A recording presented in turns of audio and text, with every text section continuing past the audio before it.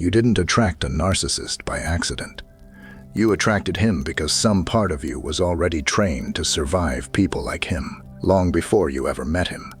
That's the part nobody tells you. The part that makes this so hard to escape, because it's not bad luck.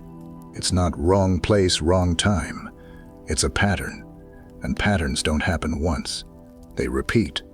Quietly, precisely, like something inside you is choosing this on purpose.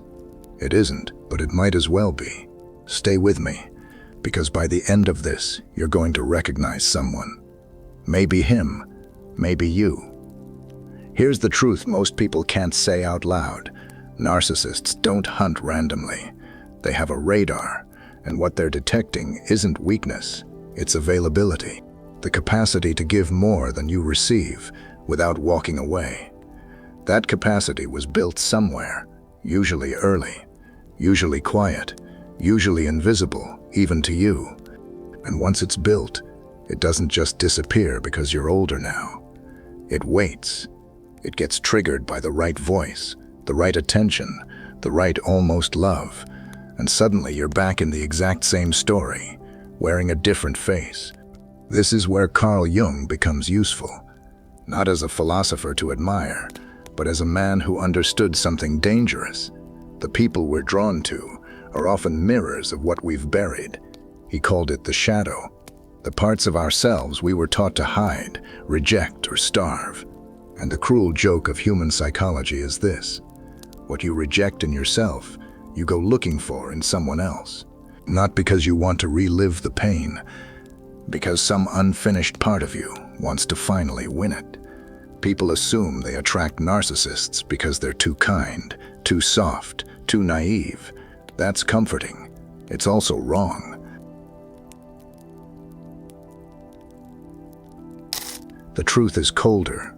You attract narcissists because you were trained to interpret intensity as love. Somewhere early, love came with conditions. Attention had to be earned. Approval was inconsistent.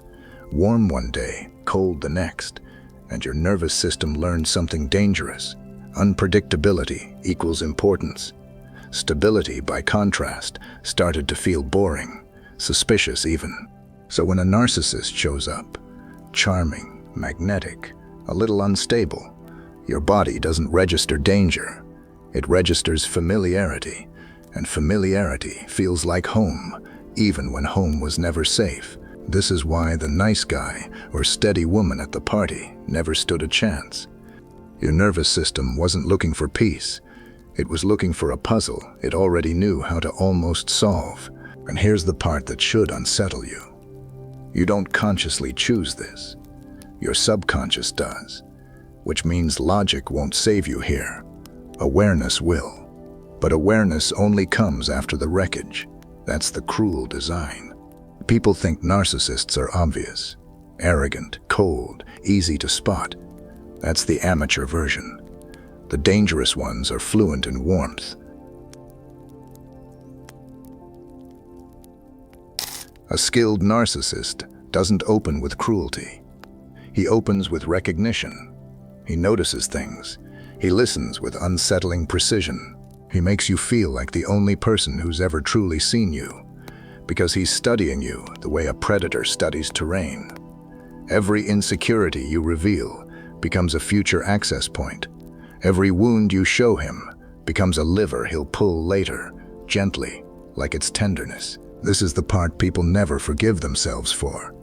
Not falling for the mask, but for how good the mask made them feel. Because for the first time, someone seemed to understand the exact shape of your loneliness. That's not love. That's reconnaissance, disguised as intimacy. And the moment he has enough information, the tone shifts. Warmth becomes conditional again. Approval starts requiring performance. You find yourself apologizing for things you didn't do, chasing a version of him that only shows up when you're desperate enough. This is where most people destroy themselves quietly, not through one big betrayal, but through 1,000 small self-erasures, trying to earn back a warmth that was manufactured to be withdrawn. Everyone believes the goal is to communicate better with a narcissist. There is no better conversation. There is only exit.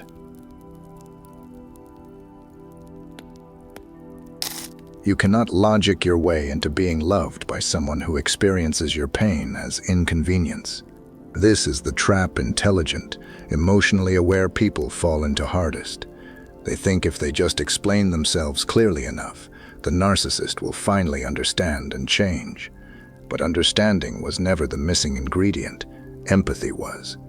And empathy isn't something you can argue someone into having.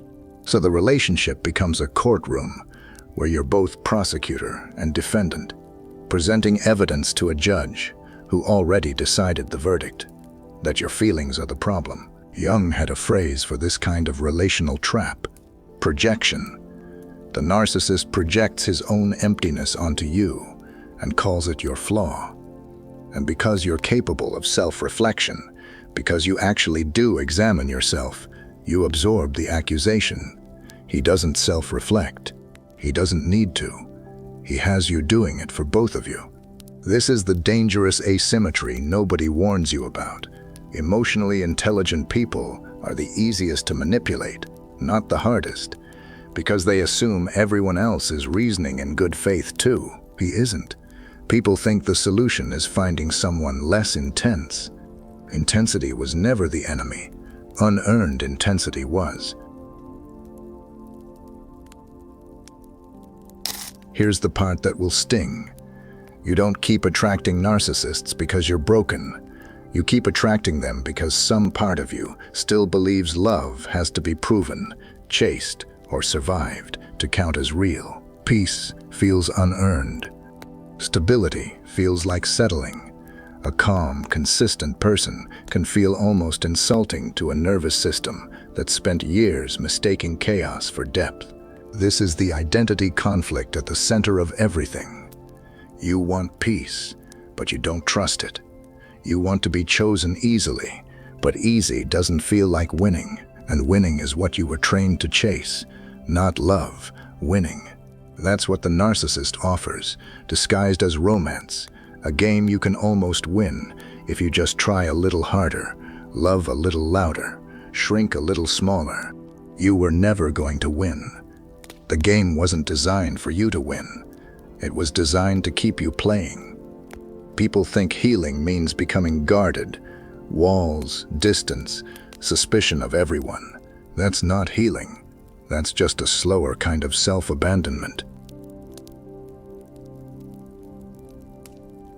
The exit isn't found in understanding him better. It's found in understanding why his chaos once felt like home. That requires something most people avoid, sitting with the original wound instead of the current one. Not the breakup, not the betrayal.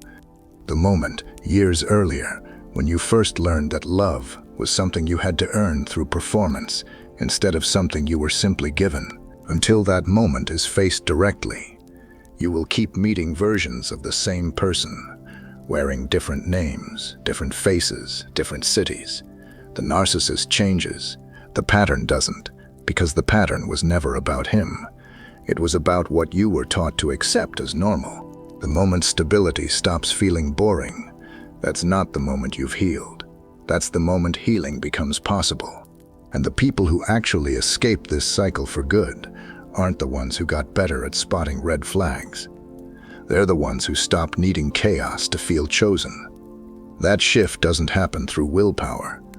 It happens through honesty. Brutal, private honesty about what you were really chasing and why it never had anything to do with him at all. Most people will hear this and still go back for one more round.